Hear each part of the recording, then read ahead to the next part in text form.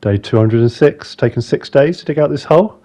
As you've probably noticed by the thumbnail, I do not make it to day 300, so please stay tuned to see how I eventually die. All these shulkers are full up with all the ores and stone and stuff that I mined out of that hole. 207, casual farming. Day 208, I'm in the Nether. I'm on my way to a desert. Desert located. I now need 3 shulker boxes of sand. I plan on decorating the slime chunk, aka the death hole, with lime green concrete. I raided this pillager hut in the evening and found my first ever goat's horn.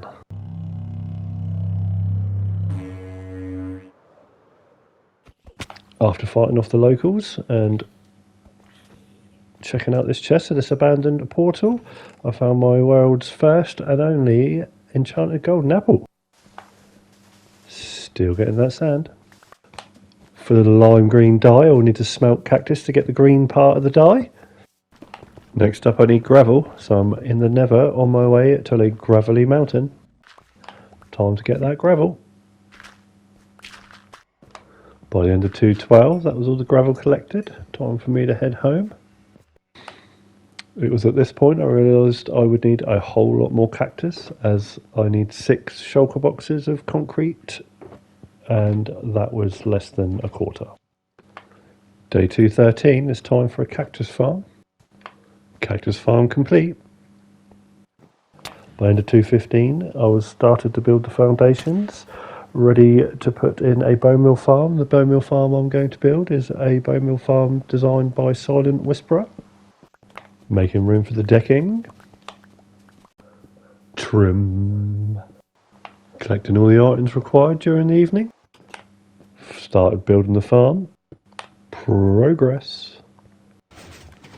By day 223, the bone meal farm is up and running. Bone meal being produced. 224, and the cactus farm is working relatively well. In hindsight, I wish I had made this cactus farm way bigger. I would have collected this lime green dye far quicker, and who knows, maybe I wouldn't have died. Sorting out the iron chest. This has been running the whole time in the background. As you can see, both chests are almost full up now. I need some flowering azaleas for a bee farm. For anyone who doesn't know, if you plant a flower next to your sapling before it grows, it gives you a 5% chance of, when the tree grows, there being a beehive. I'm not sure if it works for every sapling, but it definitely does for oak and birch. Building the bee farm. Again, this is a farm designed by Silent Whisperer. However, I have adapted it slightly by adding an auto crafter onto the side of this. That will auto craft the honey bottles into honey blocks and then send that into my system. Progress. Finally, the first beehive has appeared. That's number 2. 229, I grabbed some more sand.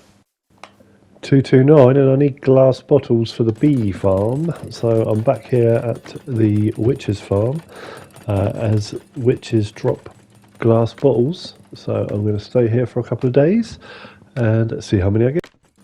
Okay, that was just over a day, and 2 stacks of bottles are more than enough for what I need. Happy days. With these 2.5 stacks of stone put into this EFO hopper clock, that is the bee farm complete. All I now need are the 6 beehives. If you use shears on a beehive that's full of honey, it will drop honeycomb, 3 of them. Although I've only picked up 1 at the moment, but I know there's another 2 over the back there, I can see them. And then using that 3 honeycomb and 6 wood, as you just saw there, you can create your own hives, then breed up the bees using any flower, and that is the way you can populate your own beehives. 235, the family is growing. Decided to add some lighting down below on these pillars and then cover them up with these trapdoors. I think it looks quite fancy. Finally adding the beehive to the honey farm. Continuing the decorations. As I'm still waiting for cactus to grow for the death pit. I decided to decorate the roof underneath here.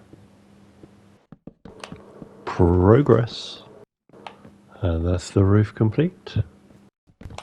I spent all the time till 256 building a second floor on the base in the main area, waiting for the cactus to grow.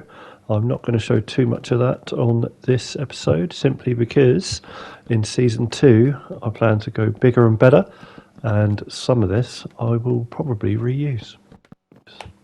As you can see by 257, the design has come along quite nicely. As I said already, I will probably reuse this design with a few adaptations, so I'm not going to show too much of it.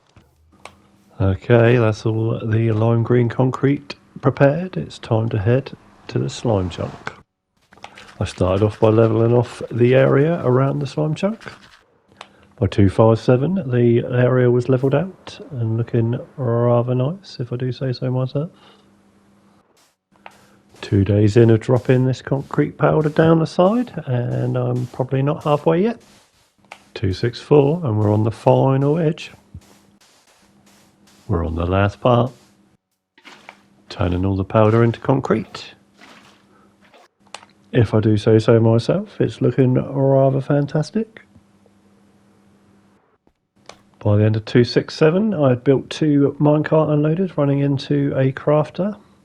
This way I can craft the slime balls into slime blocks. With a snow golem in place on the first spawning platform, it's time to repeat this on the other side, and then to build 8 of these platforms going up. By 272, that was all 8 platforms in place. 273, and I'm digging down to the AFK spot. 274, and for whatever reason I forgot to put water down here, but nailed it. Yeah, you thought that's where I died. I built a bubble elevator to bring all the items up from down below to the AFK spot. And with that, the farm is complete. It's time to AFK for a couple of days and see what we get. And after 2 days, almost 2 stacks, which is almost 18 stacks of slime balls. So, what a great farm. Okay, the time has come. In a very short period of time, will unfortunately end this series. Just before I show you the live footage, please consider liking and subscribing. I will be starting season 2 of Hardcore very soon. With that said, please enjoy. Oh, I've forgotten my shulker boxes.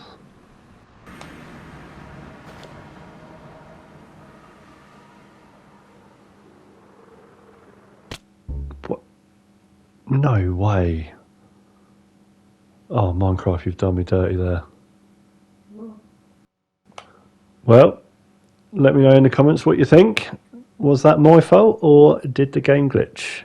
And I'll be back probably in 2 weeks today with season 2, episode 1.